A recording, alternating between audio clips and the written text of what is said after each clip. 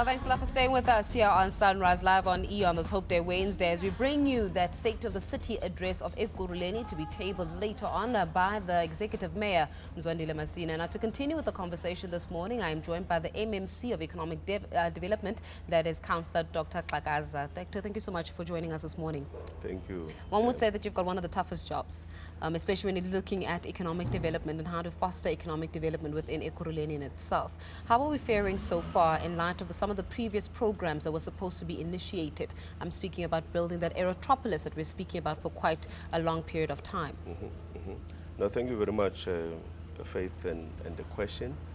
And good morning to the ETV viewers at home. We've put up a program to stimulate the economy and create the necessary jobs, and what we call the 10-point plan, 10-point economic plan. And really it talks about the critical things that we need to be doing to actually realize some of these objectives. And one of those is how to resuscitate our manufacturing, because you would know that the region is the industrial hub, not only of the country but of the continent. And we thought that this is one of the key areas that we ought to be focusing on. Yeah. But also, of course, the implementation of the Aerotropolis Master Plan. You would know that the previous term, this is what was conceptualized, and the master plan is now in place. And for us, is to take it up and ensure that we actually implement it to actually realize the much needed growth in the economy. You would know that we're in a port city, and of course, we have to now capitalize on the, we have to leverage on the opportunities that comes with having the airport. We talk about some of the major highways that connects within our space, the major railway line within our space, and we think all those, they will come in handy in terms of attracting, the much needed industries, boosting our manufacturing, because at the center of everything else is how do we ensure that there is connectivity? How do we move, goods from one place to other? The agility that is involved in that, and we think that those are some of the things that are at the center of the 10-point economic plan. Yeah. I want us to expound a little bit further about this manufacturing, because manufacturing, or the manufacturing sector, has been a topic of conversation throughout the country, and simply because of where things are standing economically, especially when it brings in conversations around the diversifying of the economy, simply because the manufacturing sector is not faring as well.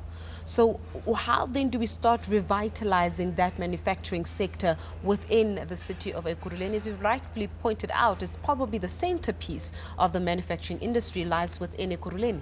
Yeah, I mean, if you look at it, that is why we think that the transportation, the movement of goods become, key, because, there's a major, cost in the cost of production goods. And when companies look at where they must put their investment, they normally consider the cost of, producing services within that area. And, being a city with the airport, it actually gives us, a better advantage to actually attract the much needed investment. And what we're focusing on, moving forward, is to look at advanced manufacturing, is to see how do we ensure that we attract that type of economy into our space. Yeah. But furthermore, we're looking closely at how do we boost and beginning to canvass and support the black industrialists into our space. The mayor will be announcing some of the exciting projects that are happening in our space.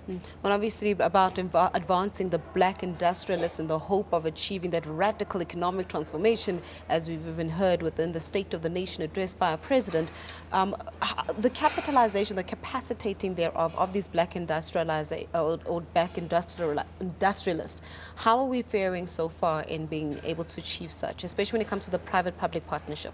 Yeah, well, I mean, it should not just be about the financial injection that as government we give, I mean, through the funding, through the IDC and other agencies.